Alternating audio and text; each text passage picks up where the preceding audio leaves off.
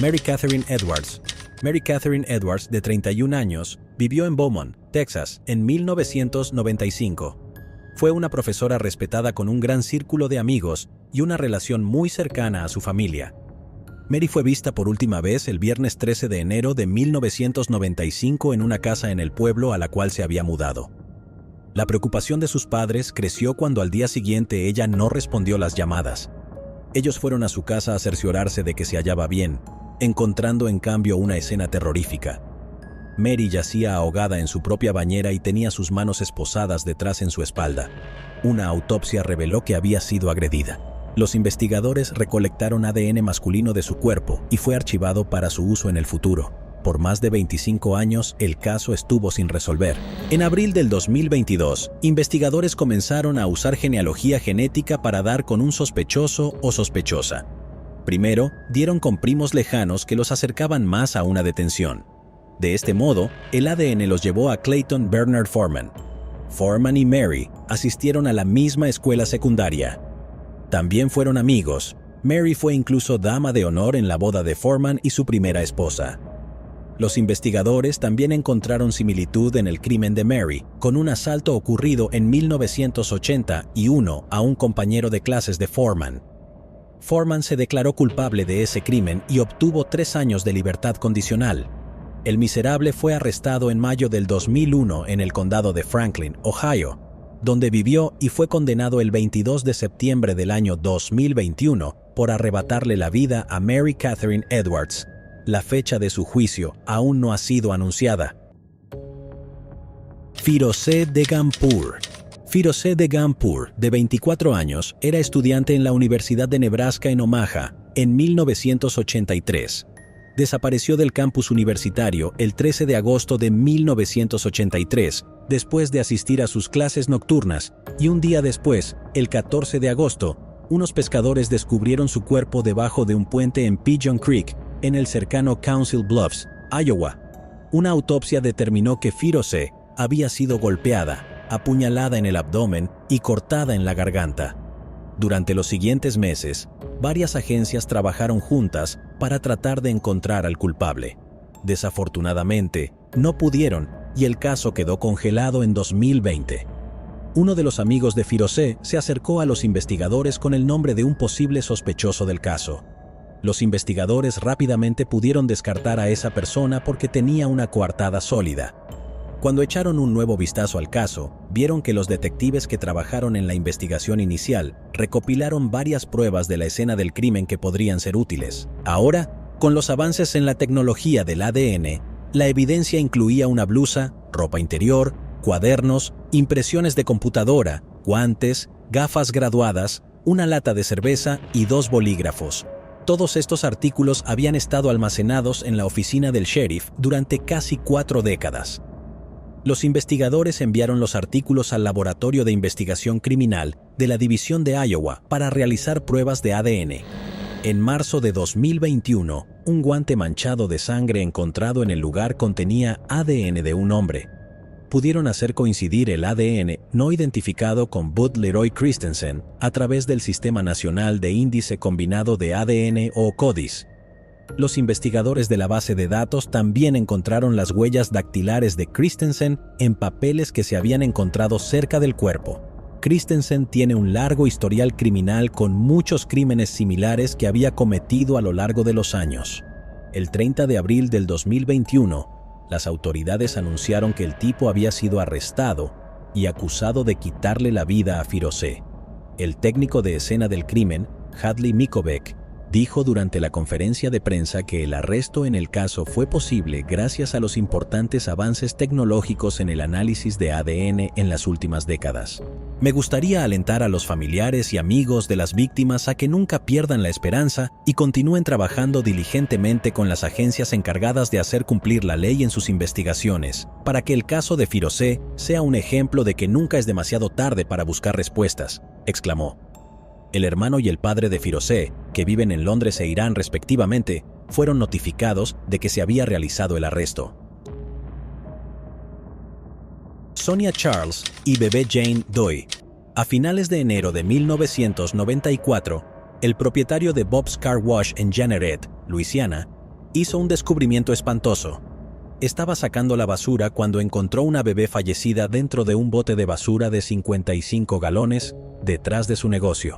El forense local, el Dr. James Falterman, hizo la autopsia y también pronunció el panegírico en el funeral de la niña anónima, dirigiéndose a los más de 200 dolientes.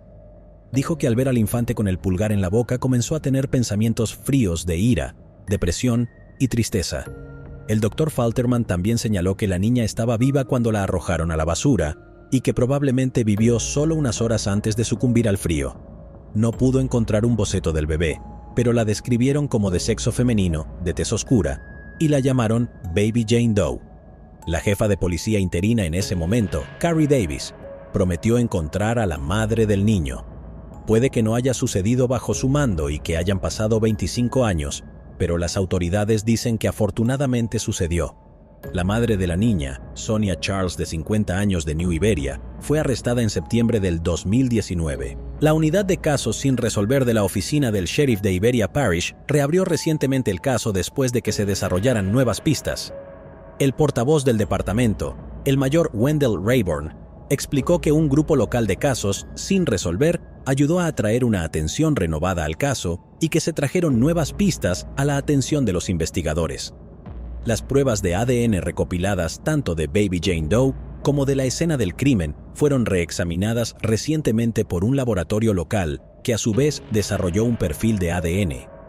Ese perfil de ADN, según el departamento del sheriff, coincidía con una muestra obtenida de Sonia Charles. El investigador privado Stephen Maynard fundó el grupo de defensa de casos sin resolver, que mostró un nuevo foco sobre este incidente. Va a tomar mucho tiempo para que los familiares sepan quién es ella ahora, dijo. Tal vez el bebé finalmente pueda tener un nombre. En mayo de 2021, un gran jurado parroquial acusó formalmente a Sonia Charles, de 52 años, de quitarle la vida a su hija recién nacida. Tras la acusación, fue ingresada a la cárcel de Iberia París con una fianza de $250,000. Charles enfrenta cadena perpetua sin libertad condicional si es declarada culpable. Susan Tice y Erin Gilmore. Susan Tice, de 45 años, vivía en Toronto, Canadá, en 1983. Era madre de 4 hijos y operaba como trabajadora social. Su cuerpo fue encontrado en el dormitorio de arriba de su casa recientemente comprada en Grace Street. El 17 de agosto de 1983, se mudó a Toronto desde Calgary en julio y se separó de su esposo, que vivía en una casa en el centro. Cuando un familiar encontró su cuerpo, los hombres se habían amontonado fuera de su casa. Había sufrido múltiples puñaladas en el pecho y la autopsia no pudo determinar cuándo terminó exactamente su vida. La policía admitió que tenía pocas pistas sobre el caso. Un detective dijo: "En este momento, no tenemos ningún sospechoso". 4 meses después, el 20 de diciembre de 1983, el cuerpo de Erin Gilmore, de 22 años, fue encontrado en su apartamento de Toronto.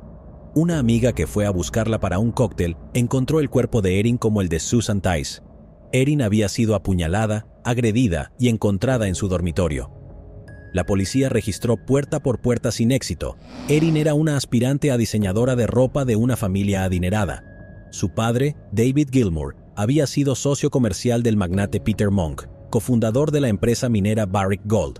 Fue el hijo de Monk quien encontró el cuerpo de Erin.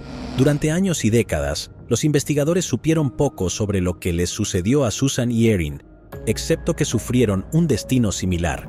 En 2008, los avances en la tecnología del ADN trajeron una ruptura al confirmar a través de evidencia en el lugar de los hechos que un hombre era responsable de lo que les sucedió tanto a Susan como a Erin, pero se necesitarían casi 15 años más y avances científicos aún mayores para identificar quién era. Recientemente, mediante una combinación de genealogía forense de secuenciación genética avanzada y trabajo policial tradicional, que ahora abre regularmente casos de décadas de antigüedad, los investigadores arrestaron a Joseph George Sutherland, de 60 años y de Mussini, Ontario, Canadá, en relación con los casos de Susan y Erin. Mussini es una comunidad remota muy alejada de los asesinatos que, según la policía, se cometieron hace casi 40 años. El sargento detective Stephen Smith, investigador principal de la policía de Toronto, especuló que Sutherland había estado esperando que llamaran a su puerta. Smith dijo a los periodistas: "Ahora debe comenzar una segunda fase de la investigación, una revisión minuciosa del paradero de Sutherland en los 39 años transcurridos. Obviamente vamos a examinar todas las conexiones posibles con cualquier caso viable en todo Ontario, para asegurarnos de que no sea responsable de ningún otro delito". Smith dijo que los casos demuestran los últimos avances a través de la genealogía genética, un proceso de vanguardia que ha dado nueva vida a casos antiguos casi declarados irresolubles. El detective Smith añadió: "Los avances científicos eran la única forma de resolver los casos. Joseph Sutherland tenía 22 años cuando quitó la vida a Susan y Erin. Nunca fue sospechoso en el caso ni tampoco había sido entrevistado. En ese momento vivía en Toronto, pero luego se mudó a Mussini. Para entonces, un perfil de Facebook de Sutherland revelaba a una persona que llevaba una vida aparentemente normal, disfrutaba del aire libre y solicitaba recomendaciones de servicios como un electricista mientras se quejaba de los problemas cotidianos. El detective retirado de Toronto, Mark Mendelson, declaró: "Los investigadores también pueden recurrir a técnicas clásicas para identificar otros delitos". Entonces, creían que Sutherland podía ser el responsable. Por incluir alineaciones fotográficas de casos anteriores y testigos presenciales, así como análisis de huellas dactilares, ahora que las huellas dactilares de Sutherland estarán en un sistema centralizado conocido como AFIS. También es muy posible que Sutherland nunca cometiera otros actos violentos, pero dijo que no hay suficientes datos estadísticos sobre criminales en serie para tenerlos. En una discusión informada al respecto, el ex policía agregó: "Una cosa es segura, es un claro ejemplo de lo maravillosa que es la ciencia. Estaba previsto que Sutherland compareciera pronto ante el tribunal en 2023. Uno de los hermanos de Erin Gilmore, Sean McCowan, dijo lo siguiente sobre el arresto: "La mejor llamada que he recibido. Es un día que hemos estado esperando casi toda nuestra vida. Durante casi 4 décadas, el culpable había sido un fantasma", expresó McCowan, y agregó que su madre, que falleció hace 2 años, nunca se recuperó de la pérdida de su única hija. Se habría sentido tan aliviada de que hubiera habido un arresto y tan feliz de que alguien se enfrentara a la justicia después de permanecer en el anonimato durante 39 años, sentenció McCowan.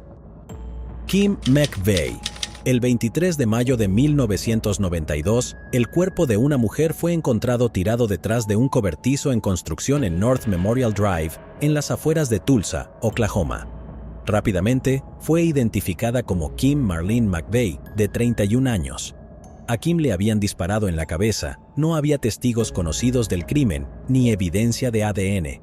Nadie presentó información útil y el caso se congeló, pero recientemente los testigos se presentaron y le dijeron a la policía que un hombre llamado Tommy Edward Harris confesó que le quitó la vida a Kim.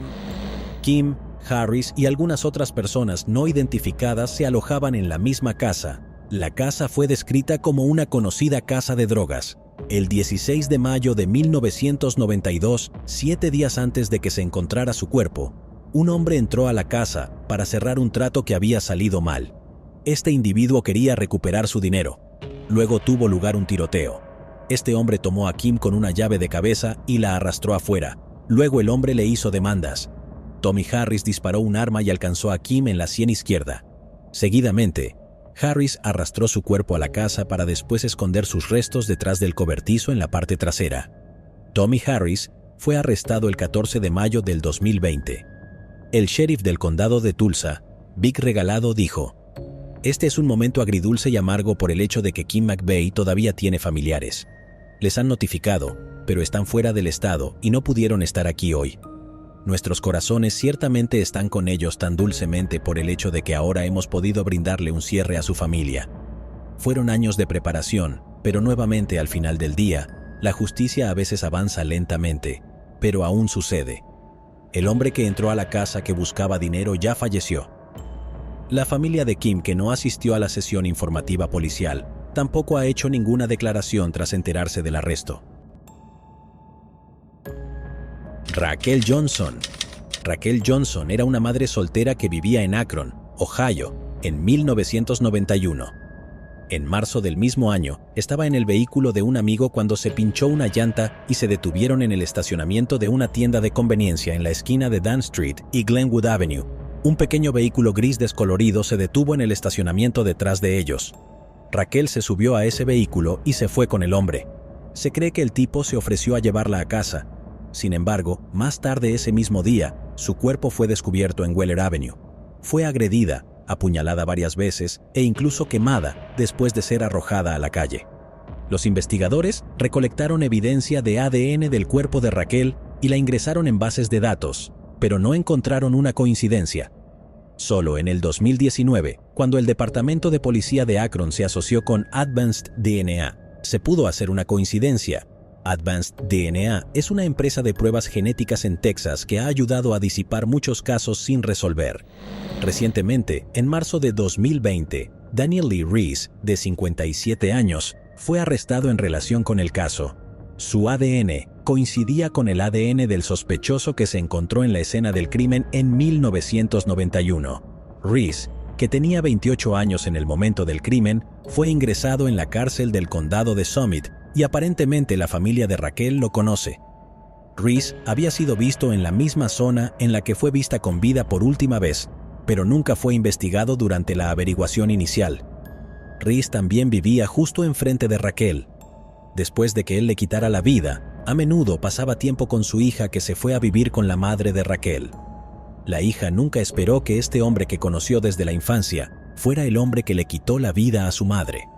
El detective James Pashalich dijo: "El ADN fue la clave para resolver este caso", y también dijo: "Fue como tratar de encontrar una aguja en un pajar, y en este caso, lo hemos conseguido". Julie Ann González.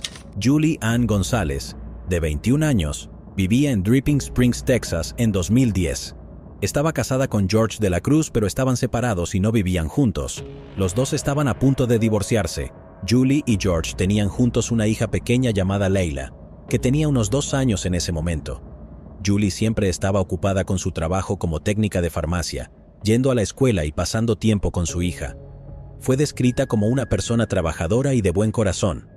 Un ser querido de Julie declaró cómo ella había aceptado sus deberes maternales y estaba criando a su hija de forma independiente. El 26 de marzo del 2010, George vio a Julie por última vez y dijo que ésta había venido a dejar a su hija porque compartían la custodia de ella.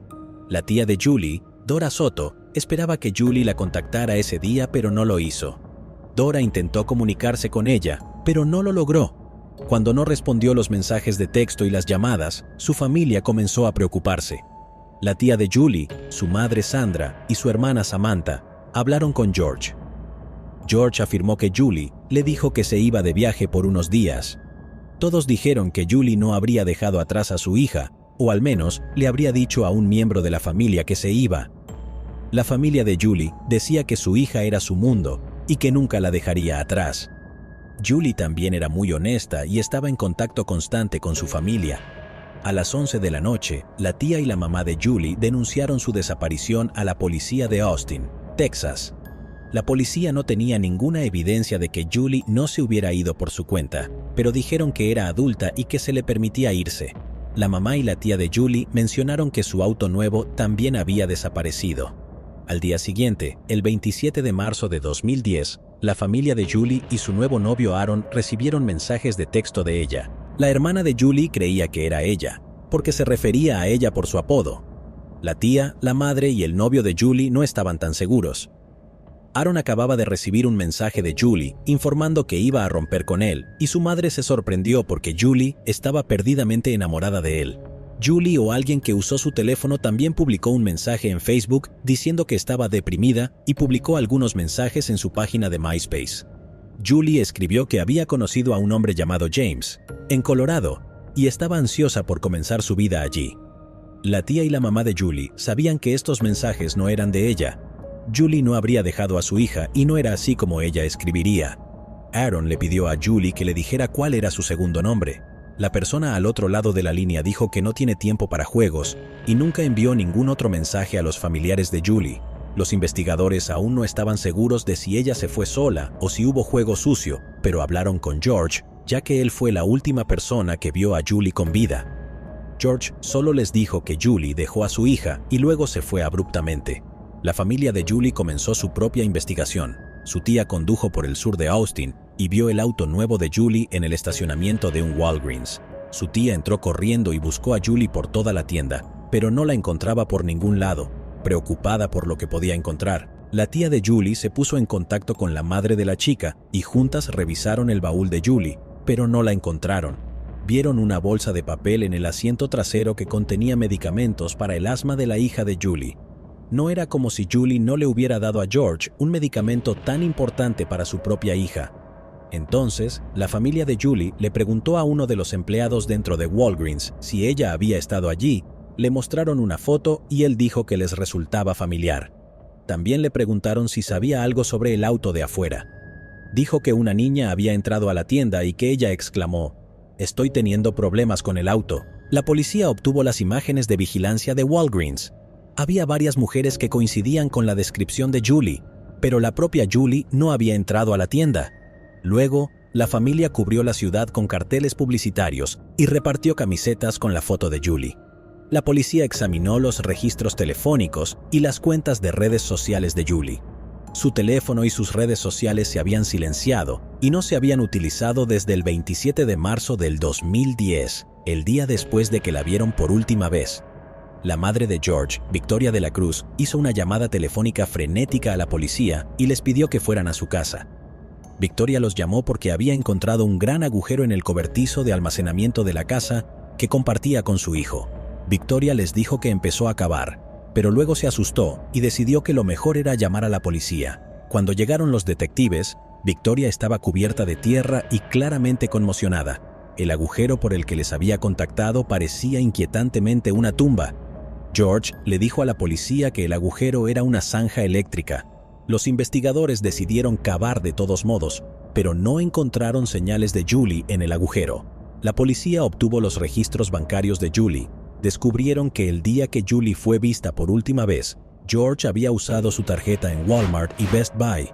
George había comprado una tarjeta de puntos Xbox en Best Buy porque estaba obsesionado con los videojuegos. Su obsesión fue una de las razones por las que él y Julie se divorciaron. George hubiera preferido quedarse en casa todo el día jugando videojuegos que trabajar y ganar dinero. Victoria le dio permiso a la policía para registrar la casa. Dentro encontraron las compras de ambas tiendas y un recibo de Best Buy. La policía obtuvo las imágenes de vigilancia de ambas tiendas y vieron a George con su hija en ambas tiendas. Jim Cook, un experto en tecnología inalámbrica, examinó el teléfono de George para trazar sus movimientos el 26 de marzo del 2010. También los comparó con el teléfono de Julie. Los teléfonos de Julie y George se movieron juntos, lo que demostró que George tenía posesión de su teléfono. George también había accedido a su página de MySpace y a la página de Julie desde la misma dirección IP. La policía también examinó la actividad de George en Xbox. Se sabía que el tipo jugaba videojuegos entre 12 y 15 horas al día. El 26 de marzo llevaba unas 20 horas sin jugar. La policía creía que George le había hecho algo a Julie, pero no tenían mucha evidencia para siquiera demostrar que ella ya no estaba viva. Desafortunadamente, el caso se enfrió durante algún tiempo. Durante 3 años, la familia de Julie esperó respuestas y tuvo que compartir la custodia con George. La mamá de Julie le preguntaba a George constantemente si Julie iba a regresar. George siempre le decía que lo haría algún día. El 13 de septiembre de 2013, George de la Cruz fue arrestado y acusado de quitarle la vida a Julie Ann González. La fiscalía le ofreció a George una sentencia reducida de 50 años si cooperaba y les decía dónde estaba el cuerpo de ella. George siempre negó estar involucrado. Rechazó la oferta y decidió declararse inocente. El juicio de este comenzó en abril del 2015. George nunca mostró remordimiento, pero parecía nervioso. La fiscalía no tenía un cuerpo, pero necesitaba convencer al jurado de que Julie nunca regresaría. Dijeron que también se encontraron un cuchillo, municiones y algo de ropa que parecía haber sido quemada en el patio trasero de los de la Cruz y en el cobertizo. El abogado defensor, Robert McCabe y Keith Lauerman, sostuvieron que los fiscales habían dejado demasiados cabos sueltos y demasiadas preguntas sin respuesta. Atacaron el análisis de los expertos estatales, plantearon dudas sobre sus testigos y dijeron que el cronograma que habían ofrecido los fiscales era imposible. George de la Cruz, quien fue descrito como un inmaduro e irresponsable jugador de videojuegos, no habría tenido el tiempo ni los medios para limpiar su casa, deshacerse de los restos de su ex esposa y cavar un hoyo en su patio trasero para enterrarla toda antes de ser capturado en imágenes de cámaras de seguridad comprando con su hija. McCabe dijo: "Las condenas tienen que ver con el conocimiento". El abogado argumentó: "Uno condena por hechos, no por fantasía, y cuando no lo hace, condena por lógica, no por emociones". Dijo a los jurados que las personas inocentes terminan en prisión. El 22 de abril del 2015, George de la Cruz fue declarado culpable y bajó su cabeza. Mientras que la familia de Julie celebró en octubre de 2016, George, de 27 años, fue sentenciado a cadena perpetua. Actualmente permanece encarcelado en la unidad Jim Ferguson, una zona no incorporada del condado de Madison, Texas, y será elegible para la libertad condicional en el año 2043. La familia de Julie dijo que están rezando para que George algún día les diga dónde está Julie. De hecho, esperan que le cuente a su hija lo que realmente le pasó a su madre. En febrero del 2023 se incendió la casa de la madre de Julie, Sandra Soto. Ella y su familia pudieron salir sanos y salvos después de que su perro los despertara. Sin embargo, la casa quedó destruida y lo perdieron todo. Se llevó a cabo un evento benéfico en Jack's Roadhouse en San Marcos para ayudar a la familia. El beneficio incluyó barbacoa casera y música en vivo, donde la familia se sintió alentada por el apoyo que han recibido de desconocidos mientras enfrentan este último revés. La hermana de Julie, Samantha Petri, dijo: "Hemos pasado por muchas cosas y al principio, cuando recibí la noticia, pensé que esto era solo una cosa más que nos arrojaron hoy. Realmente, muestra no solo el amor y el apoyo de nuestra familia y nuestros amigos, sino también de la gente. Que conozcan la historia de mi hermana Julie Ann González y que no se olviden de nuestra familia y no se olviden de su historia". Andrea Bowman. Denise y Brenda Bowman eran una pareja casada con 2 hijos de Holland, Michigan, en 1989. Vivieron en la esquina de Lincoln Road y la calle 52. Denise trabajó como maquinista de madera y Brenda solía trabajar en el mostrador de joyería en el centro comercial Mayfair. Sus 2 hijos fueron Andrea y Vanessa Bowman. Andrea nació el 23 de junio de 1974 como Alexis Badger. Sus padres biológicos son Kathy Turkanian y Randy Badger, y antes de su primer cumpleaños, ella fue adoptada por Denise y Brenda Bowman y renombrada. Vanessa nació en enero de 1988. Andrea pasó de ser hija única a ser más que una hermana mayor. Fue una tercera madre de la gordita pelirroja. Andrea se quedó en casa cambiando pañales y limpiando biberones. El 11 de marzo de 1989, Denise Bowman contactó a la policía y les dijo que había llegado a casa de su trabajo para encontrar a Andrea de 14 años desaparecida. Denise dijo que algunas de las pertenencias de Andrea, junto con un centenar de dólares de su tocador, también habían desaparecido. Le dijo a la policía que Andrea era una adolescente con problemas que con frecuencia luchaba con su madre y había huido a la casa de un amigo una vez antes sin rodeos. La policía etiquetó a Andrea como una fugitiva y pasó su caso a la Oficina de Servicios para la Juventud. Pocas personas que conocían a los Bowman cuestionaron la narrativa oficial. A lo largo de los años había habido rumores sobre la familia, como cuando una vez Andrea estaba en la escuela secundaria, ella abordó el autobús escolar sangrando de su muñeca. Algunos niños chismorreaban que ella intentó quitarse la vida, pero otros dijeron que Andrea se había cortado tratando de volver a su casa después de que sus padres la confinaran afuera.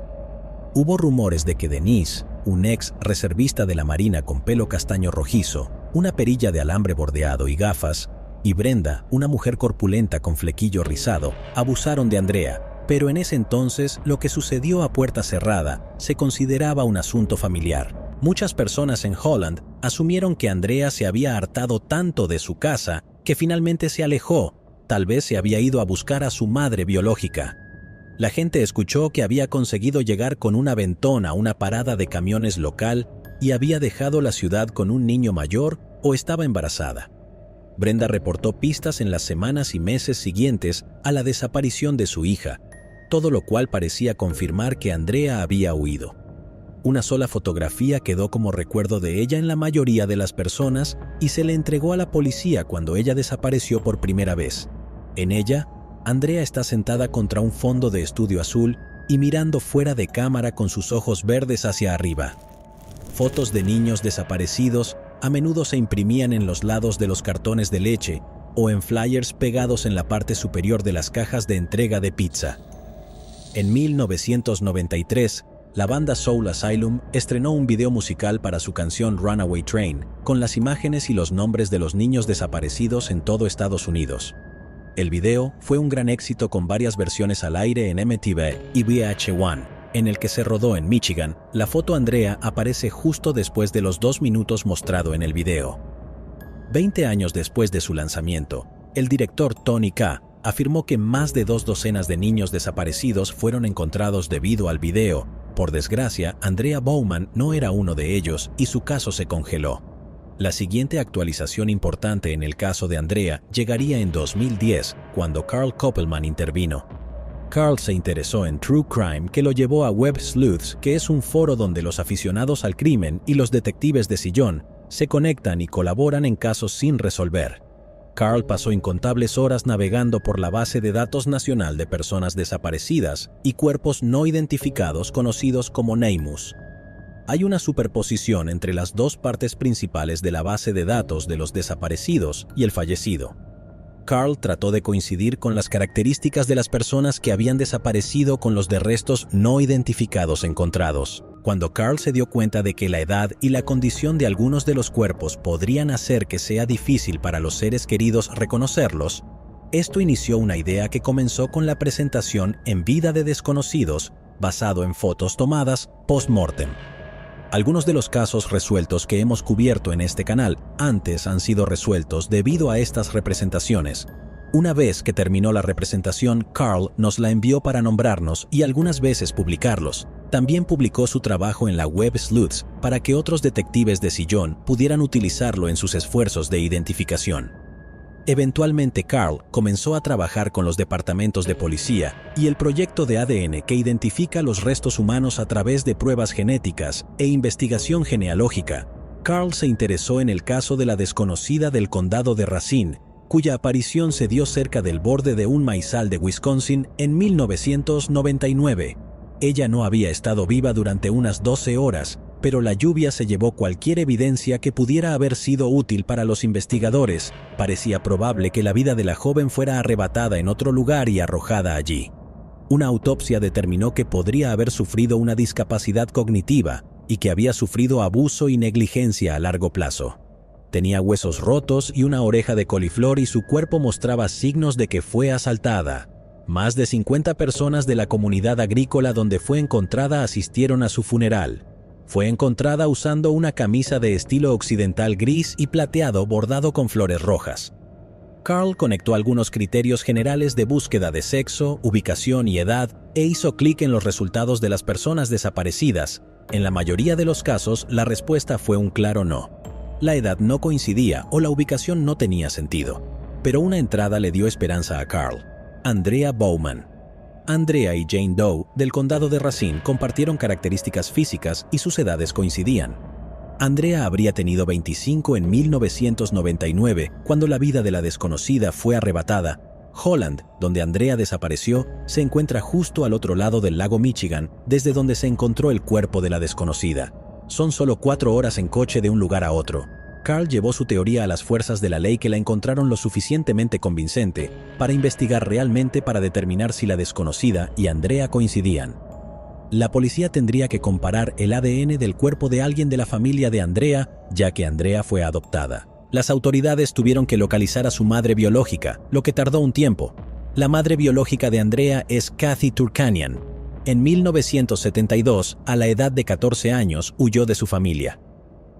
Kathy se fue de Virginia, donde vivían e hicieron autostop en Memphis, Tennessee, y no tenía dinero. Kathy conoció a Randy Badger de 19 años en diciembre de 1972.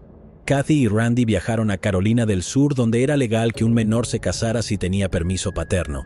Los padres de Kathy lo dieron con mucho gusto, porque no querían ser responsables de ella en absoluto. La pareja estaba casada menos de un año cuando Kathy se enteró de que estaba embarazada. El 23 de junio de 1974, Kathy dio a luz a una hija sana. La llamó Alexis. Cuando Alexis tenía 5 meses, Kathy y Randy se separaron y volvió a vivir con sus padres en Virginia. Kathy se dio cuenta de que no iba a recibir ayuda de su familia y no podía darle a Alexis la vida que quería. Alexis fue puesta en adopción y pronto fue adoptada por Denise y Brenda Bowman. En abril del 2010, la policía que trabajaba en el caso de Andrea envió una carta a la casa de Kathy Turkanian. La carta explicaba que Andrea desapareció de su hogar adoptivo y que podría ser la desconocida encontrada en Wisconsin. La policía necesitaba una muestra del ADN de Kathy para saberlo. Kathy estaba dispuesta a compartir su ADN, pero quería saber más sobre lo que le había pasado a su hija. En la carta no daba detalles, y Kathy ni siquiera sabía que su nombre había sido cambiado a Andrea Bowman. Buscó en internet información sobre chicas desaparecidas en Michigan. No tardó mucho en encontrar una de la ciudad de Holland cuyo cumpleaños y descripción física coincidían con Alexis. Cuando vio la foto de la escuela de niñas, Kathy pensó que Andrea Bowman podría ser su hija. En su búsqueda para saber más sobre Andrea se contactó con Carl Koppelman. Mientras esperaba los resultados de la prueba de ADN, Kathy también se puso en contacto con un detective retirado de Michigan llamado Pat O'Reilly. Pat le dijo a Kathy que el padre adoptivo de Andrea, Dennis Bowman, fue el responsable de su desaparición. Echemos un vistazo más profundo a Dennis y otros crímenes que cometió en mayo de 1980. Una mujer de 19 años montaba su bicicleta al norte de Holland, Michigan, cuando un motociclista la forzó a salir de la carretera. El hombre le dijo que se bajara de su bicicleta y caminara hacia el bosque. La joven no se movió, y el hombre sacó un arma y disparó un tiro que pasó cerca de ella y repitió la orden. Aún así, ella no se movió, y el hombre disparó el arma de nuevo, esta vez en el suelo cerca de sus pies. Dijo que le dispararía a ella después. En ese momento un coche pasó, y el motociclista giró la cabeza hacia el ruido, y la joven aprovechó la oportunidad para pedalear lo más rápido que pudo. El hombre no disparó ni dio caza, y ella fue capaz de contactar a alguien en una camioneta que la llevó a casa. Sus padres llamaron a la policía, y la joven proporcionó una descripción del sospechoso, un hombre blanco con gafas tintadas y un casco azul. Su motocicleta, dijo que tenía un estuche negro montado en la parte posterior. Al final del día, la policía había detenido a un sospechoso. La joven le echó un vistazo y confirmó que él era el hombre que trató de atacarla. Era Dennis Bowman, que para entonces ya era marido y padre en el momento en que Andrea tenía casi 6 años. Dennis fue condenado por agresión con intención de cometer una conducta criminal y sentenciado a 5 a 10 años de prisión. Fue remitido para recibir asesoramiento psicológico, y un juez determinó que probablemente representaría un peligro para las mujeres si estaba libre. Dennis cumplió la sentencia mínima. Un día de 1998, un policía estatal en Dorr, Michigan, respondió a una alarma en la casa móvil de Vicky Vandenbrink, de 28 años de edad. Había informado de tantos allanamientos que el departamento del sheriff había instalado un sistema de seguridad. Cuando el soldado llegó a la escena, encontró a Dennis Bowman alejándose por la puerta trasera. Los Bowman se habían mudado a Hamilton, un pueblo ubicado en medio de Holland. En 1989, poco después de la desaparición de Andrea, Dennis le dijo al oficial que se estaba quedando temporalmente con Vicky Vandenbrink, que era una ex compañera de trabajo de él. Lo dejaron ir, pero cuando las autoridades se pusieron en contacto con Vicky, que no estaba en casa cuando sonó la alarma, dijo que Dennis estaba mintiendo. Dennis luego cambió su historia diciendo a las fuerzas de la ley que había entrado en el remolque para usar el baño. Había estado allí al menos una vez antes de lo que afirmó, cuando su hija Vanessa vendía galletas de chicas exploradoras a Vicky. Previniendo, la policía obtuvo el permiso de Dennis para registrar su propiedad en el desván de un edificio anexo. Encontraron una bolsa de lona negra que contenía lencería, que más tarde fue identificada como de Vicky Vandenbrink, así como una escopeta de cañón corto, una sudadera negra y una máscara. Kathy Turkanian se enteró de los detalles de los antecedentes penales de Dennis Bowman después de presentar una solicitud de ley de libertad de información, basada en lo que el detective Pat O'Reilly le había dicho. Después de ver lo que le hizo a otras mujeres, Kathy se convenció de que Dennis Bowman le quitó la vida a Andrea. Si Kathy tenía razón, significaría que Jane Doe en el condado de Racine no era Andrea. Esa teoría solo tenía sentido si Andrea seguía viva. 10 años después de su desaparición en el 2013, los tan esperados resultados de ADN confirmaron que Kathy no estaba relacionada con la desconocida. En septiembre de 2013, Kathy y Carl se conocieron en persona en la conferencia de desaparecidos en Michigan organizada por la Policía Estatal. La conferencia fue diseñada para crear conciencia y, con suerte, generar pistas para casos sin resolver. Kathy y Carl aparecieron con camisas personalizadas donde se leía encontrar a Andrea Bowman. Carl hojeó la habitación y se sorprendió cuando sus ojos se posaron en caras familiares. Él le dio un codazo a Kathy y ella miró. «Ellas son Vanessa y Brenda», dijo. Brenda reconoció a Kathy porque vio que Kathy publicó en Facebook que cree que Denise es responsable. Brenda parecía ansiosa por explicar su versión de la historia. Insistió en que ella y Denise habían cooperado plenamente con la policía después de la desaparición de Andrea. Ella presentó una carpeta llena de notas y volantes de personas desaparecidas como prueba. Contó los avistamientos de Andrea y estaba claro que todavía creía que el adolescente había huido. De acuerdo con Carl, cuando mencionó los antecedentes penales de Denise, Brenda respondió: «No he olvidado lo que hizo, pero lo perdono. Me tomo muy en serio mis votos matrimoniales». Después de la conferencia, Kathy contrató a un investigador privado llamado Jeffrey Flor, que se las arregló para conseguir el archivo policial de Andrea que Kathy y Carl nunca habían visto. Extrañamente, los primeros documentos en el archivo databan de marzo de 1989, cuando Andrea desapareció. Estaban fechados 4 meses antes, cuando la policía respondió a las denuncias de abuso en la residencia de los Bowman. El informe no entra en detalles sobre lo sucedido, señalando únicamente que las autoridades locales habían determinado que las acusaciones no eran ciertas. Carl y Kathy estaban seguros de que la policía se había perdido algo. En el 2017, Kathy y Carl se reunieron con Chris Haverdink, el detective que se había hecho cargo del caso de Andrea. Haverdink estuvo de acuerdo en que sospechaba de Bowman, pero eso no fue suficiente para arrestarlo. El 22 de noviembre del 2019, Dennis Bowman fue arrestado por la oficina del sheriff del condado de Allegan, pero no estaba relacionado con Andrea. Había sido arrestado en relación con un crimen cometido 9 años antes de que Andrea desapareciera a más de 800 millas de las costas del lago Michigan. Bowman fue arrestado porque aparentemente le quitó la vida a Kathleen Doyle en 1980. Kathleen, de 25 años, había sido desnudada, amordazada y estrangulada con un cable eléctrico y luego agredida y apuñalada. Los investigadores recogieron ADN masculino de su cuerpo, pero tenían pocas pistas hasta que Henry Lee Lucas fue arrestado en 1983. Lucas afirmó que él y un socio llamado Otis Toole eran responsables. Sus confesiones se revelaron más tarde como falsas y los cargos fueron retirados. Finalmente se logró con la ciencia con la genealogía genética del caso, que compara el ADN no identificado con un número enorme de muestras almacenadas en bases de datos. Se estaba convirtiendo en una manera muy popular de investigar estos casos fríos. Los investigadores de Norfolk se asociaron con Parabon Nanolabs, un líder en el campo para probar el ADN recogido en la escena del crimen de Kathleen. Pronto, basado en la investigación genealógica, tenían una lista de más de 30 sospechosos. En el 2019, después de más pruebas y trabajo policial, los investigadores dieron con Dennis Bowman. Bowman fue extraditado a Virginia para ser juzgado. Para entonces ya había confesado. Admitió entrar en la casa de Kathleen Doyle a través de una ventana trasera. Afirmó que estaba borracho y que era un intento de robo. Dijo que no esperaba encontrar a Kathleen en la casa y que no planeaba quitarle la vida, pero ella estaba en la casa y él la mató. En el momento en que Bowman era un Norfolk para su servicio anual de 2 semanas en la Reserva Naval, también estaba fuera de la cárcel bajo fianza. Estaba a la espera de juicio por el intento de asalto de la mujer Holland de 19 años, a la que disparó un arma antes de que escapara en su bicicleta. Kathy se enteró de que inadvertidamente había jugado un papel en la solución del caso de Kathleen Doyle. Jeffrey Flor, un detective privado, le dijo que en algún momento los Bowman habían visitado la oficina del sheriff del condado de Allegan para denunciar a Kathy por acoso. Afirmaron que estaba haciendo acusaciones difamatorias sobre Dennis en línea. Los investigadores le ofrecieron a Dennis una botella de agua y la guardaron cuando se fue. Según Flor, así fue como su ADN llegó a su posesión.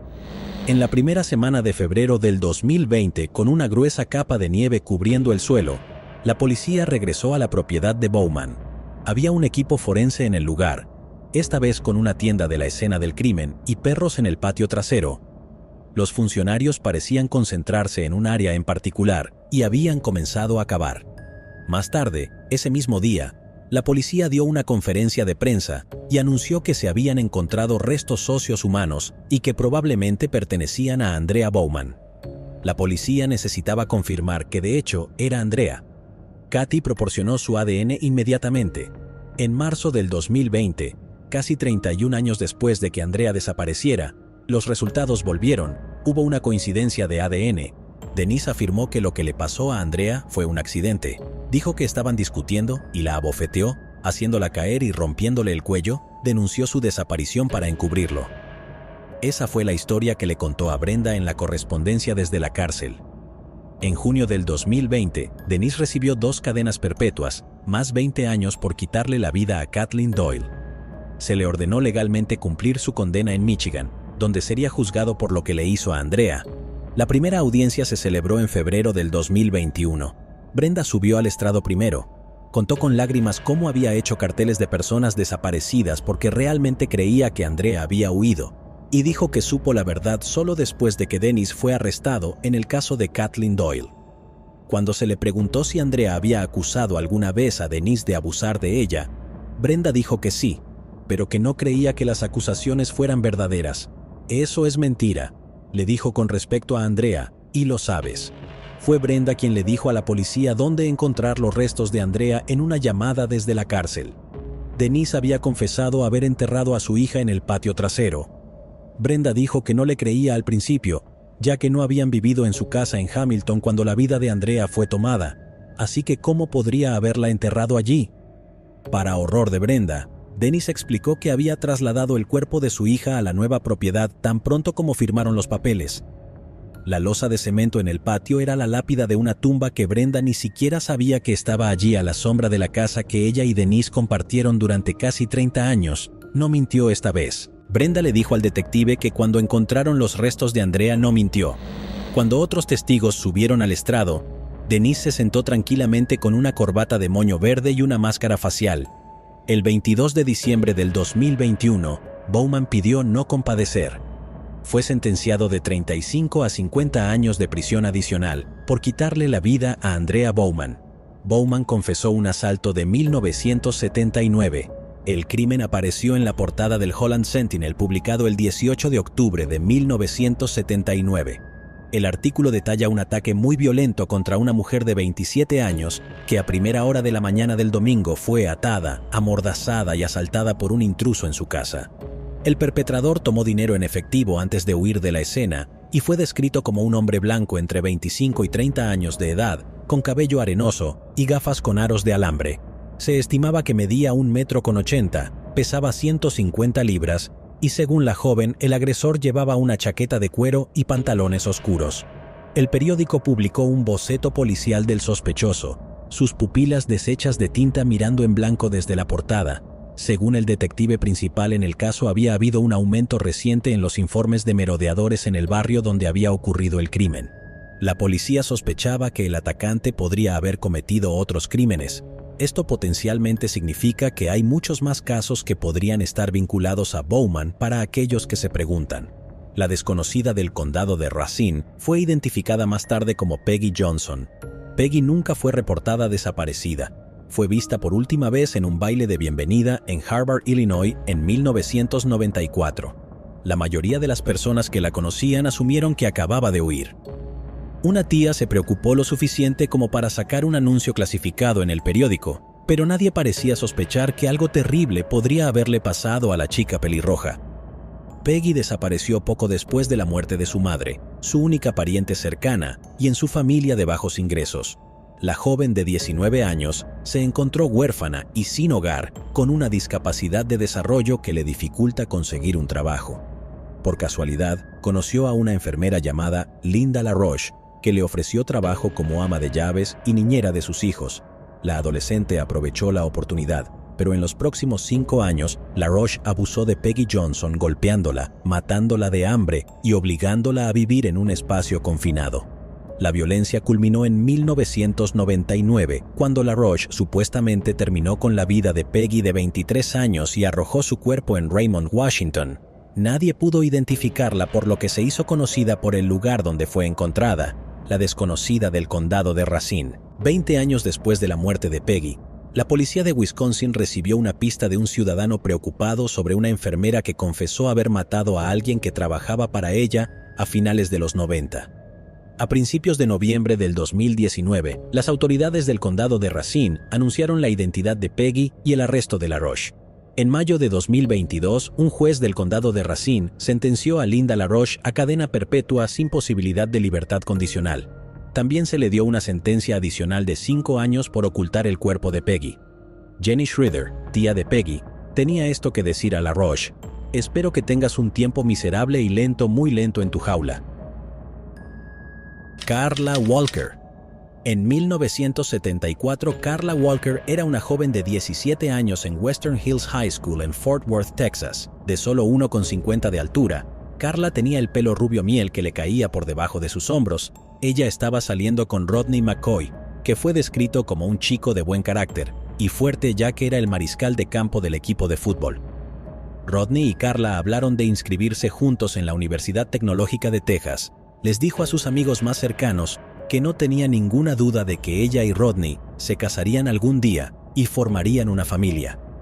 La noche del 16 de febrero de 1974, Rodney llegó a la casa de los Walker en Benbrook en Far West Fort Worth para llevar a Carla al baile de San Valentín de la escuela. Cuando el evento terminó alrededor del 11:30, Rodney invitó a otra pareja a un viaje por Camp Bowie Boulevard y el Círculo de Comercio de Libros de Ben, con él y Carla.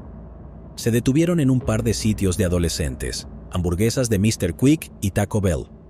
Después de dejar a los otros, Rodney y Carla condujeron a una bolera cercana, Brunswick Ridgely Bowl, donde Carla usó el baño. No mucho después de que Carla subió al auto, la puerta del pasajero se abrió. Rodney vio a un hombre alto con pelo castaño corto. Comenzó a golpear a Rodney en la cabeza con la culata de una pistola. En algún momento el cargador de armas se desprendió y cayó al estacionamiento. El hombre agarró a Carla. Rodney, apenas consciente, lo oyó decir: «¿Te vienes conmigo, no, cariño?» «Rodney, busca a mi papá». Carla dijo: «Ve y busca a mi papá». Rodney se volvió a su asiento de conductor en algún momento alrededor de la 1 de la madrugada y aceleró a la casa Los Walker, que estaba a menos de 1 milla de distancia.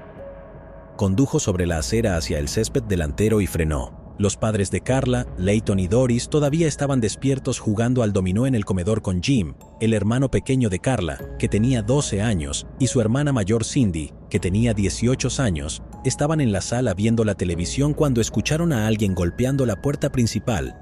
Estaban asombrados al ver a Rodney con sangre goteando por su cara. Estaba frenético. «Señor Walker, la tienen», gritó. «La van a lastimar mucho». Leighton, un teniente coronel retirado de la Fuerza Aérea, tomó su pistola y corrió a la bolera. Doris llamó al operador en el teléfono de la familia y pidió estar en contacto con la policía. Buscando en el estacionamiento, encontraron el bolso de Carla junto con el clip del cargador que había sido expulsado del arma del agresor. Otros policías condujeron las calles circundantes en coches patrulla buscando cualquier señal de Carla. Después de que saliera el sol, Moore se unió a la casa mirando a través de prismáticos, mientras unos cuantos rodearon la ciudad en helicópteros. Cuando las clases se reanudaron el lunes por la mañana, los detectives visitaron Western Hills High, estudiaron los contactos y las fotos tomadas en el baile en busca de cualquier persona que parecía fuera de lugar. Detuvieron a los niños en los pasillos preguntando si conocían a alguien que quisiera lastimar a Carla. El 20 de febrero de 1974, 4 días después de la desaparición de Carla, 2 de los oficiales asignados a buscarla estaban conduciendo a lo largo de una carretera remota de 2 carriles cerca de Benbrook Lake, a unas 5 millas al suroeste de la bolera. Vieron una alcantarilla y un túnel de hormigón construido para dejar que el agua fluya por debajo de la carretera, y se detuvieron en el muelle interior. Vieron a una joven acostada sobre su espalda. Su cara y cuello estaban cubiertos de rasguños y contusiones profundas. Era Carla. Parecía que la habían estrangulado porque no había marcas de ligadura alrededor de su cuello. Los investigadores creían que el culpable la había estrangulado usando sus manos. La noticia de lo que le sucedió a Carla cubrió casi toda la primera página del Telegrama de la Estrella. Su funeral, que se celebró en la Iglesia de Cristo de Western Hills, fue atendido por más de 1,250 dolientes, mucho más de lo que el pequeño santuario podía albergar. Los oficiales de Fort Worth formaron un grupo de trabajo de detectives del Departamento de Policía de la zona. El grupo no tenía mucho que investigar, no se habían identificado huellas dactilares en el cuerpo o la ropa de Karla. La sangre en su vestido procedían de las heridas de la cabeza de Rodney, rastros de fluido corporal se habían encontrado, pero la tecnología aún no existía para identificar a una persona de su ADN, y en esa época no había cámaras de vigilancia en los estacionamientos y no hay lectores de matrículas en los lados de las autopistas. El grupo estableció una línea telefónica abierta las 24 horas en el centro de la jefatura de policía. Los oficiales se sentaron detrás de escritorios de metal bebiendo café tibio y escuchando a los ciudadanos pasar los nombres de los hombres que creían que eran responsables. Los detectives fueron informados por varias personas que llamaban que la vida de Karla fue tomada por un par de traficantes de marihuana, por un trabajador de carnaval en el Fort Worth Stock Show and Rodeo y por un joven callado que era prestamista en el callejón donde Karla había sido secuestrada. Escucharon historias sobre un chico que supuestamente se había metido en una discusión con Rodney en la hamburguesería de Mr. Quick la noche antes del baile. Los detectives también contrataron a un hipnotizador para tratar de dibujar más detalles de Rodney, que sufrió una lesión en la cabeza durante el incidente. Pero el recuerdo más significativo que logró resonar fue que el secuestrador de Karla había estado usando un sombrero de vaquero marrón. Cuando el hipnotizador chasqueó los dedos y Rodney se despertó, se echó a llorar. Estaba destrozado por dentro, atormentado porque no podía salvar a su novia. Durante una reunión, los detectives del grupo de trabajo discutieron otro caso sin resolver que había tenido lugar el 7 de febrero de 1973, casi exactamente un año antes del de Karla. Esa noche, una joven llamada Becky Martin no regresó a casa después de asistir a una clase nocturna en el campus sur de Tarrant County. Su cuerpo fue encontrado casi 7 semanas después. Estaba tan descompuesto que no había manera de determinar la causa. El forense dijo que Becky podría haber sido apuñalada o estrangulada, o incluso herida en el estómago. Lo que más intrigó a los detectives sobre el caso de Becky fue que su cuerpo había sido encontrado en una alcantarilla a las afueras de los límites de la ciudad. Las dos chicas, y 2 alcantarillas con un año de diferencia, parecía demasiada coincidencia para los investigadores, aunque no dijeron nada públicamente. Los investigadores comenzaron a buscar a un delincuente en serie. En marzo, un mes después de que la vida de Karla fue tomada, todo el grupo de trabajo tuvo que seguir adelante. Era una pequeña pista. Los detectives se enteraron de que el clip de carga encontrado en el estacionamiento de la bolera pertenecía a un nuevo modelo 22 de pistola marca Ruger. Pidieron a la Oficina de Alcohol, Tabaco y Armas de Fuego del gobierno federal que les proporcionara los nombres de cualquiera que viviera en Fort Worth que hubiera comprado ese modelo. La ATF llegó con una lista de un par de docenas de personas y el grupo de trabajo se dispuso a entrevistar a cada uno de ellos. Un hombre en la lista era un camionero de 31 años llamado Glenn McCurley. McCurley fue criado en el oeste de Texas, el mayor de 3 niños. Cuando era un adolescente, sus padres lo enviaron al hogar de niños de Westview en el suroeste de Oklahoma, que es patrocinado por las Iglesias de Cristo. Se promueve como un lugar para aquellos que están privados debido a la enfermedad en su familia, los niños que experimentan problemas significativos en la vida con su familia, los niños que necesitan supervisión y los niños delincuentes, los que han violado la ley pero no necesitan tratamiento o detención, y así como niños maltratados o descuidados. No está claro por qué McCurley fue enviado al hogar de niños o precisamente cuánto tiempo estuvo allí, pero su estancia claramente no fue transformadora. En febrero de 1961, había dejado Westview y estaba en Abilene, Texas, donde robó un coche, luego abandonó ese coche y robó otro. La patrulla de carreteras del estado comenzó a perseguirlo y le disparó a uno de sus neumáticos. Condujo el vehículo hacia un terreno baldío e intentó escapar a pie, pero fue capturado rápidamente. En la corte, McCurley se declaró culpable y recibió una sentencia de 2 años.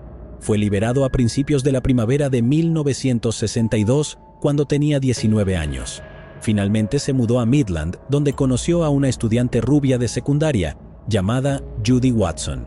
El 16 de febrero de 1963, McCurley se casó con Judy en una iglesia bautista. La joven pareja se mudó a una pequeña casa de alquiler.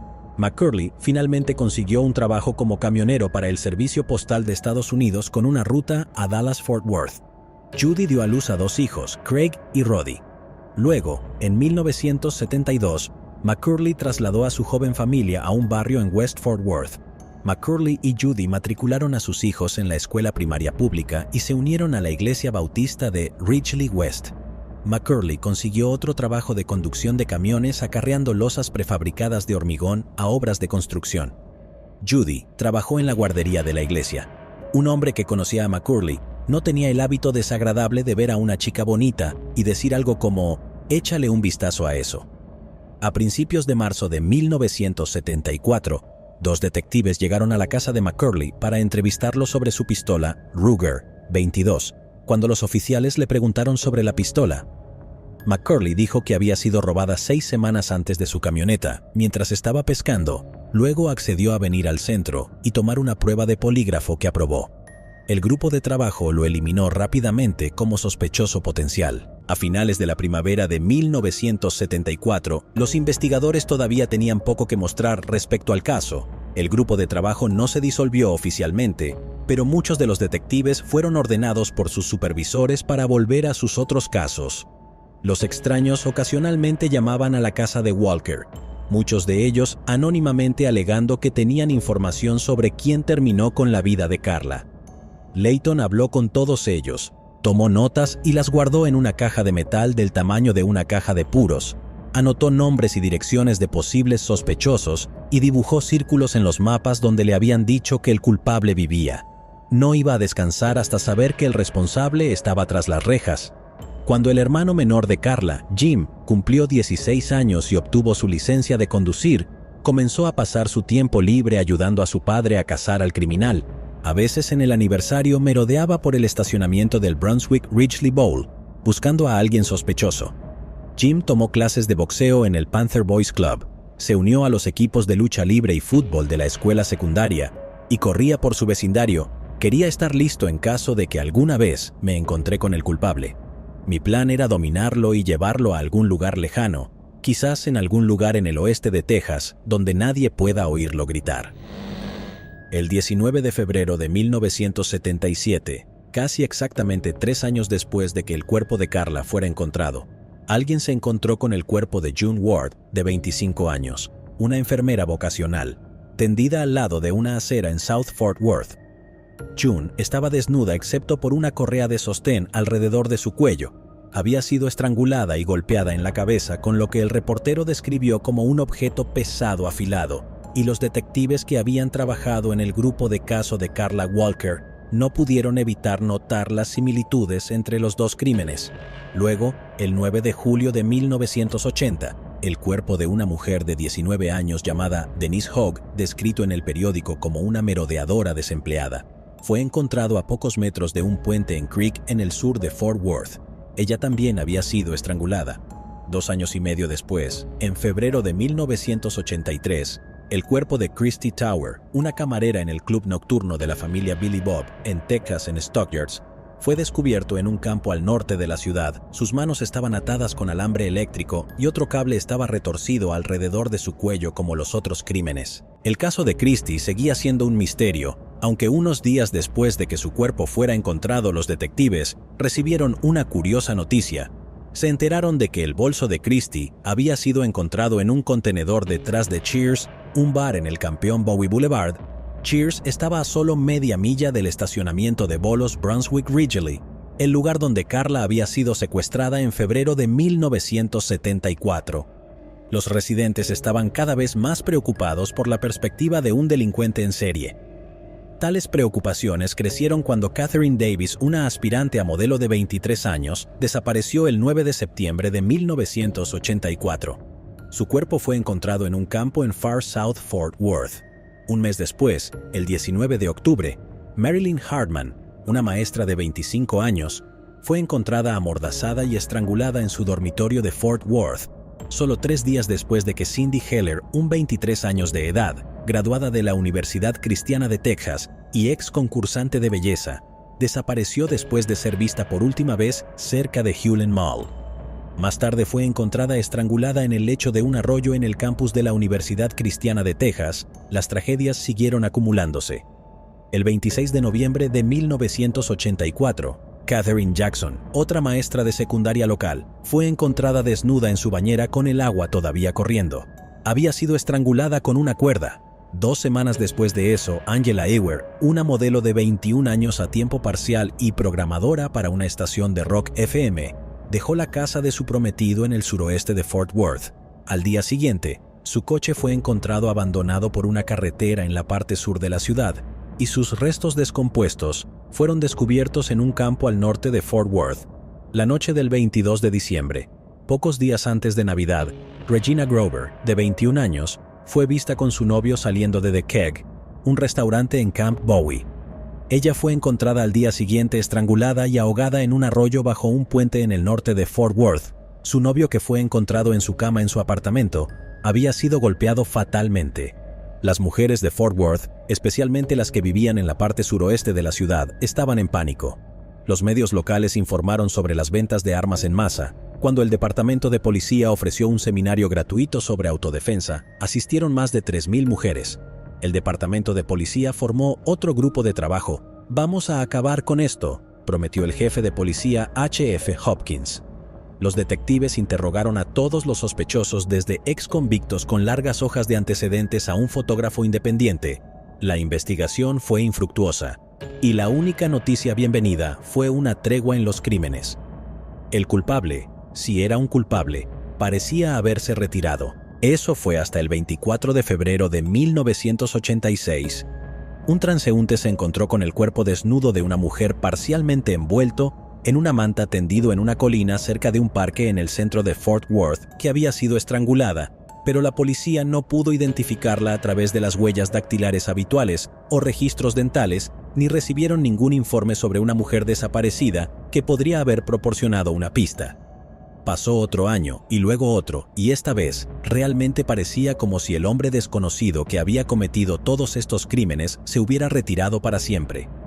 Jim, el hermano pequeño de Karla Walker, no se había dado por vencido. Después de graduarse de Western Hills High, Jim había asistido a la Universidad Estatal Sam Houston, donde leyó libros sobre delincuentes en serie y tomó cursos de psicología anormal para que pudiera entender mejor lo que describió como la mente criminal. Después de graduarse de la universidad, se mudó de nuevo a Fort Worth y solicitó convertirse en oficial del departamento de policía de la ciudad. Su plan era ser ascendido a detective y conseguir los archivos de Karla y encontrar al hombre responsable. Durante una sesión de entrenamiento en el campo de tiro de la academia, sin embargo, Jim notó que algo estaba mal con su vista. Un médico más tarde le diagnosticó una afección ocular congénita. Obligado a abandonar la academia, se fue a trabajar en seguridad en una oficina local de Defense Contractor General Dynamics, pero continuó buscando al hombre responsable. Después de que su padre falleció en 1987 de un ataque al corazón, Jim profundizó a través de las notas en la caja de metal de Layton en busca de nuevas pistas a seguir. Después de que su madre falleció en el 2015, Jim compró la casa de sus padres y se mudó a ella con su esposa. Quería estar allí en caso de que alguien tuviera conciencia a las 3 de la mañana y apareciera para confesar, dijo. En enero del 2019, los detectives Leah Wagner y el oficial Jeff Bennett decidieron volver a ver el caso de Karla después de que Jim hiciera una solicitud, entre los que entrevistaron el novio de Karla para entonces, Rodney McCoy, que se había mudado a Alaska tan pronto como se graduó de la escuela secundaria para trabajar en una plataforma petrolera, diciendo a su familia que necesitaba estar tan lejos de Fort Worth como sea posible. Finalmente regresó a Texas y vivía cerca de Austin cuando Wagner y Bennett lo alcanzaron. Para tratar de localizar nuevos testigos, investigadores publicaron un mensaje en la página de Facebook del Departamento de Policía. Recibieron un par de docenas de respuestas, incluyendo una de una mujer que afirmó que su ex marido había crecido en el mismo suburbio que Karla y había mantenido un manojo de artículos de prensa sobre su caso, que ocasionalmente releía, una señal probable de que él era sospechoso. Sin duda, la decepción de la ex esposa fue evidente, ya que su ex marido pudo probar que había salido de la ciudad el fin de semana que le quitaron la vida a Karla. Lo que los detectives necesitaban era evidencia física, y la mejor evidencia física que podían esperar encontrar, por supuesto, era el ADN del culpable. Desde que Karla perdió su vida, la tecnología de identificación de ADN no solo se había desarrollado, sino que había progresado. Más allá de las expectativas de nadie, había ahora incluso laboratorios que se especializaron en la cartografía genealógica, en la que los técnicos utilizan bases de datos de libre acceso para vincular el ADN de una persona desconocida al ADN de los familiares de esa persona.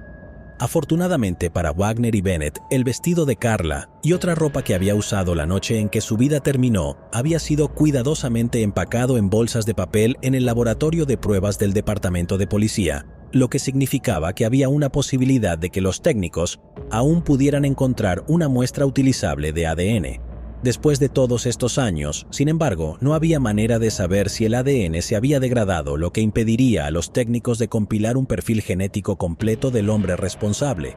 Una vez más, la realización de pruebas de ADN en la ropa de Karla podría costar el departamento de policía de Fort Worth tanto como $20,000, dinero que era más probable que vaya hacia los casos activos. Wagner y Bennett estaban decididos a encontrar al menos una buena ventaja, pero sabían que las probabilidades estaban en su contra. Luego su investigación tomó un giro impredecible. Vincent Strange era un técnico de Fort Worth Aerospace de 40 años y aficionado al true crime. En el 2017, creó un podcast sobre casos sin resolver en Texas. Su primera historia iba a ser sobre Karla Walker, cuyo caso había leído mientras investigaba en Internet. Entrevistó a los hermanos de Karla, Jim y Cindy, así como a algunos de sus amigos. Una persona que lo escuchó fue Diane Kuykendall. Diane había ido a la escuela con Karla. Karla siempre le sonreía en el pasillo a pesar de que realmente no se conocían. Diane dijo que la hacía sentir bien y que deseaba que hubiera alguna manera de que pudiera retribuir a Karla. Diane decidió volar a Nashville para asistir a una convención anual de 3 días de True Crime que recientemente atrajo a unas 5,000 personas. Ella trajo consigo 80 copias de un panfleto que había escrito sobre el caso de Karla. Entregó los panfletos a personas como Nancy Grace y Paul Halls de Keith Morrison Fox, investigadores jubilados que trabajan para Oxygen Network. Paul Halls estaba intrigado y convenció a Oxygen Network de pagar $18,000 para cubrir el costo de las pruebas de ADN en la ropa de Karla en un laboratorio en California.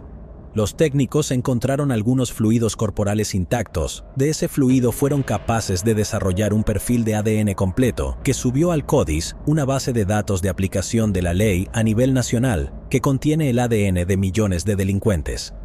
Sin embargo, CODIS no pudo encontrar una coincidencia. Paul Halls y sus productores contactaron a un laboratorio de Texas que también hace mapeo genealógico, pero los técnicos tampoco tuvieron suerte.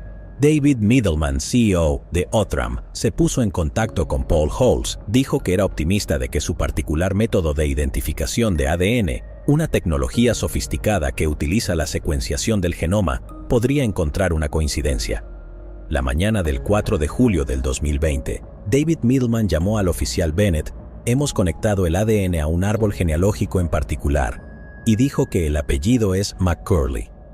Después de algunas pruebas adicionales y trabajo policial, Middleman y Bennett dieron con Glenn Samuel McCurley Jr., que había estado viviendo en Fort Worth en el momento de la desaparición de Karla. Bennett advirtió que Glenn McCurley Jr. era el camionero que le había dicho a la policía en 1974 que su Ruger 22 había sido robada. Wagner y Bennett hicieron una verificación de antecedentes de McCurley, pero había poco de dónde tomar. Dijeron, aparte de una condena penal en 1961 por robar un coche cuando tenía 18 años. No tuvo encuentros con la policía. McCurley ya no conducía camiones a tiempo completo. Para entonces, realizó trabajos de mantenimiento a tiempo parcial en un gimnasio. Wagner y Bennett decidieron hacerle una visita. Llegaron sin previo aviso a la casa del McCurley. McCurley y su esposa Judy educadamente invitaron a los detectives a la sala de estar y charlaron amablemente. McCurley habló de sus viejos tiempos de conductor de camiones. Judy dijo que había pasado 32 años en el programa de Ridgely West Baptist Daycare, finalmente retirándose en el 2004 debido a problemas de salud. También mencionó que su marido sufría de diabetes y que recientemente había tenido una cirugía para extirpar un tumor del tamaño de un puño en su hígado. No estamos listos para esto, dijo Judy, especialmente con su cáncer.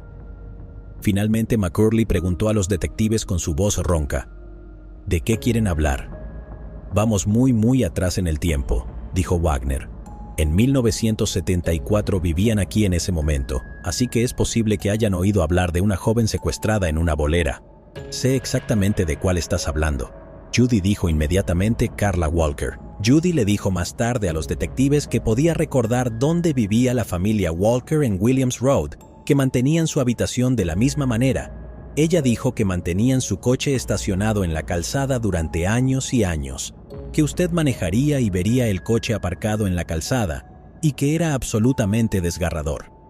La detective Wagner dijo que ella y Bennett habían reabierto la investigación y estaban contactando a los que habían sido entrevistados por la policía en 1974. Es un caso enorme, dijo, y vimos en un momento que habían hablado con usted, señor McCurley. Wagner le preguntó a McCurley si podía tomar una muestra de ADN. Sería la forma más fácil de eliminarlo como sospechoso, explicó. McCurley dudó, luego tomó un bolígrafo firmando un formulario de consentimiento y abrió la boca para que Wagner pudiera frotar el interior de su mejilla con un hisopo. Judy les dijo a los detectives: espero que averigüen quién es el responsable. Esa chica necesita ser recordada como alguien que importaba. 11 días después de que los técnicos de laboratorio verificaran que el ADN de la mejilla de McCurley coincidía perfectamente con el ADN encontrado en la correa del sujetador de Carla, los miembros de la Fuerza Especial de Fugitivos de los Marshalls de Estados Unidos, en el norte de Texas, llegaron a su casa para arrestarlo. Fue conducido al centro al departamento de policía, donde hizo uso a su derecho a tener un abogado presente durante su interrogatorio. Durante varios minutos, se sentó solo en una sala de entrevistas. Al principio negó cualquier participación. Afirmó que nunca antes había visto a Carla Walker. Finalmente dijo con los ojos hinchados de lágrimas: «Está bien, lo hice, supongo». Dijo a los detectives que en la tarde del 16 de febrero de 1974 había bebido whisky y cerveza durante varias horas. Dijo que comenzó a conducir y estacionado en algunos estacionamientos. En un momento se dirigió al boliche. Parecía como si McCurley estaba a punto de confesar. En su lugar, le dijo a los detectives que había oído a una chica gritando en un coche cercano. «Fui allí para ver si podía ayudar. Este tipo grande la tenía a ella contra la puerta sacudiéndola». McCurley dijo que abrió la puerta del acompañante y se metió en una pelea con el chico y lo empujó. A Carla la llevó de vuelta a su coche y luego la llevó a otro estacionamiento. Ella comenzó a abrazarme agradeciéndome y una cosa llevó a otra. Él afirmó que todo lo que pasó entre él y Carla fue consensual y él no sabía lo que le había pasado después de eso. Después de hablar con sus abogados designados por la corte, McCurley se declaró inocente. Sus abogados argumentaron en sus presentaciones judiciales que la prueba de ADN del laboratorio de Outram era defectuosa y que Wagner y Bennett habían coaccionado a McCurley a una confesión falsa. Los abogados también retrataron a McCurley como débil. Este hombre no representa una amenaza para nadie, por lo que podemos decir que ha llevado una vida sin incidentes. 9 meses después, el 16 de junio del 2021, la primera audiencia previa al juicio abierta al público se llevó a cabo. Con uniforme verde de cárcel, McCurley fue empujado a la sala en una silla de ruedas. Cuando el juicio se puso en marcha unos meses después, el novio de Carla, Rodney, testificó sobre la noche en que desapareció. El detective retirado Jim Minter subió al estrado para hablar sobre la investigación original del caso de Carla, y Wagner y Bennett testificaron sobre su propio trabajo policial. Los fiscales Dia Vignan y Emily Dixon desplegaron el vestido azul que Carla llevaba la noche que fue secuestrada y lo presentaron al jurado. También reprodujeron 3 horas de la entrevista grabada en video que Wagner y Bennett habían llevado a cabo con McCurley después de su arresto, y luego los fiscales revelaron una sorpresiva prueba, la Ruger 22 de McCurley, que según él había sido robada. La policía la descubrió durante un registro de su casa escondida en un compartimento sobre una puerta. Por supuesto, el caso estaba abierto y cerrado al tercer día del juicio. McCurley cambió su declaración de culpabilidad y el juez rápidamente lo condenó a cadena perpetua. Después del juicio, todavía había muchas preguntas. ¿Por qué Glenn McCurley, un hombre sin antecedentes penales violentos, habría cometido un crimen tan sádico? ¿Fue un acto impulsivo de ebriedad o McCurley fue un depravado delincuente en serie que también fue responsable de marcar las vidas de otras jóvenes mujeres de Fort Worth? Y si era un delincuente en serie, ¿por qué se detuvo repentinamente a mediados de los 80? ¿Tuvo un genuino cambio en su corazón? Los investigadores creen que McCurley es responsable de muchos otros crímenes y las investigaciones están actualmente en curso. ¿Pero acaso no has visto este otro crimen? Yo no me lo perdería, ¿eh?